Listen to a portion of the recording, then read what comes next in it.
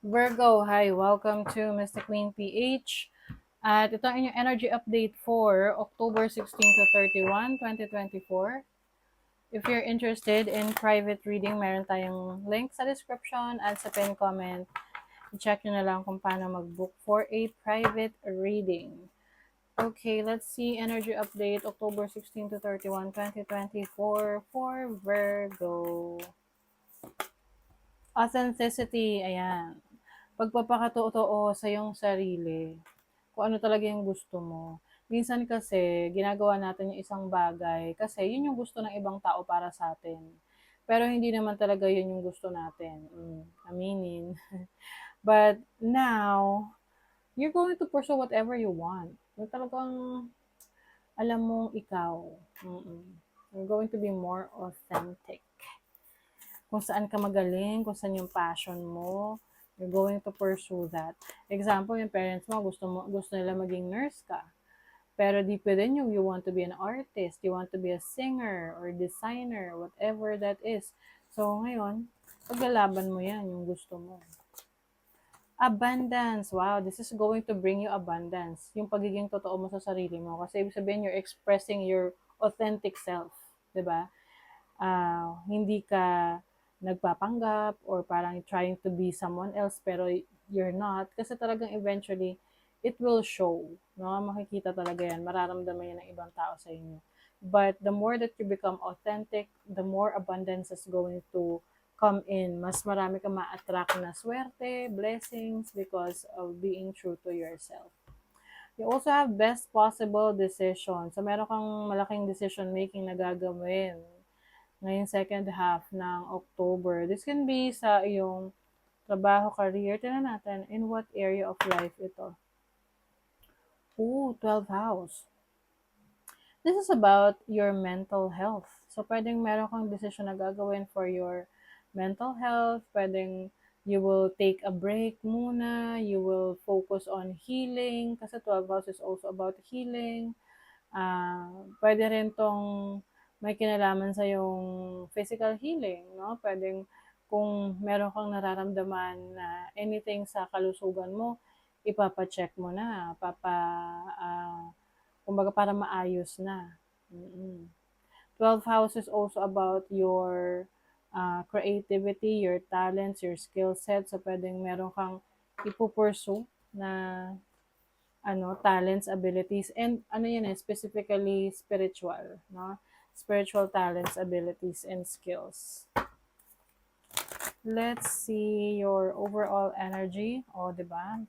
Speaking of spiritual, yung ba sa inyo, spiritual teacher, spiritual healer, pwedeng yan yung ipupursu ninyo. You are also someone na who can teach others, no? Kaya niyong magturo sa iba. Marami kayong knowledge na pwedeng i-share sa iba.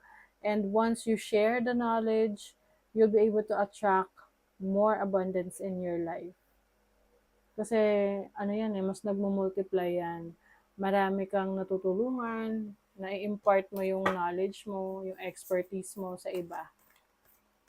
Your challenge is the 5 of Wands. Medyo tight yung competition. Pwedeng yung iba sa inyo, it's either kayo yung nagiging competitive or merong taong competitive sa inyo na medyo nagdadagdag ng conflict sa buhay mo. Example, meron kang katrabaho na masyadong competitive sa'yo kahit hindi niya aminin. Minsan nakakainis, di ba? Na hinahanapan ka niya ng butas. Huwag hinahanapan ka niya ng pagkakamali, kung kailan ka magkakamali. Kasi parang threat ka sa kanya dahil gusto niya na mas siya yung umangat, siya yung mas makilala, siya yung mas mapansin kesa sa'yo. So, pay attention sa mga ganyang tao sa workplace or any situation, given situation na parang ayaw kang maging, expressive or ayaw nila na makita yung iyong kakayanan. Your opportunity, 9 of Pentacles. O, yung ganda. As an opportunity, meron kang pagkakataon na mas mapaunlad mo yung sarili mo financially. Pwede kasing may mga inaaral ka ngayon on how to improve your finances. Let's say may mga books, e-books, or nanonood ka ng YouTube channels na kung saan marami ka natututunan about growing your money, attracting wealth. So, you are educating yourself more. And meron ka rin mga achievements na. Ito yung time na malapit mo ng mapitas or ready to harvest na yung mga pinaghirapan mo. Your blessing, Knight of Cups. If you are looking for a romantic connection, maaring merong blessing na darating sa inyo sa relationship. Merong person na magpupursu sa inyo or darating sa buhay nyo na kung saan mamahalin talaga kayo ng totoo. 'Di ba? Blessing talaga 'yan kasi hindi na lahat ngayon totoong magmahal. Some of you naman, this can be an offer. An offer sa career, sa business, an opportunity, or investments. Yung iba, ang blessing is ma-approve na kayo sa loan ninyo. This can be a car loan, business loan, home loan, ano man tong in-applyan nyo na loan. Your money, career, finances, Page of Cups, the Two of Swords. So, some of you, you will decide to pursue your passion. Ano man ang inyong passion sa buhay. Especially if you are into creatives, no? Meron ka mga creative talents and skills. Social media, content creation, graphic design, kung ano-ano pa. Yun yung iyong ipupursue.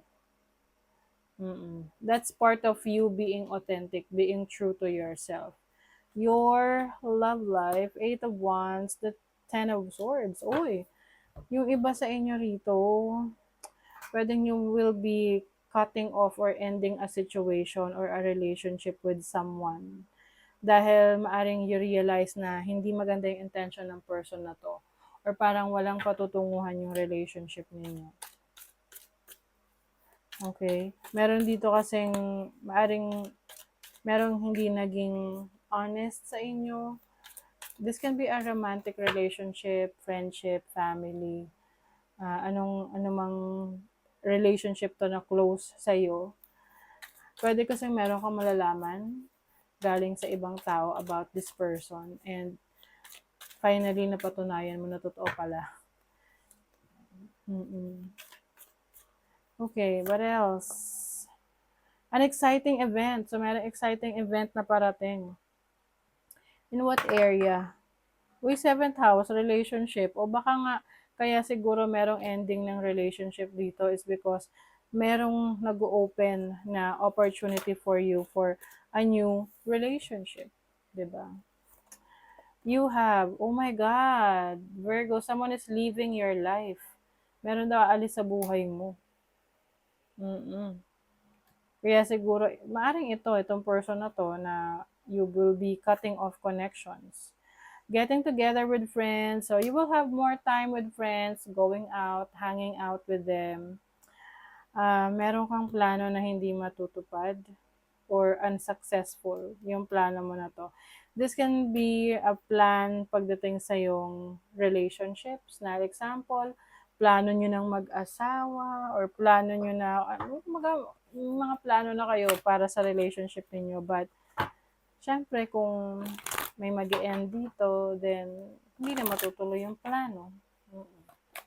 Syempre, ito naman general reading, okay? So, kung okay naman kayo ng relationship mo, then hindi yun para sa'yo, okay? Acceptance, embrace who you are. Wow, this resonates with being authentic, diba? Onset of the reading, sabi rito, you have to be authentic in thought, word, and deed. So, you will accept who you really are, finally, no? Kasi minsan hindi natin matanggap yung sarili natin because akala natin hindi siya pasok sa standards ng ibang tao. But, sino bang unang-unang dapat tumatanggap sa'yo? Diba? Sarili mo. Kasi, once you really accepted who you really are, dun, kumbaga, it will show to people, no? Makikita talaga nila na you are comfortable with your own skin, with yourself, So, kumbaga, you will shine brighter. Kasi you know where your light is coming from. O, 'di ba? Alam mo kung saan yung gagaling yung liwanag mo. It's from within you because you are being authentic. Okay? So, yes, that is your reading, Virgo. And thank you so much. Bye.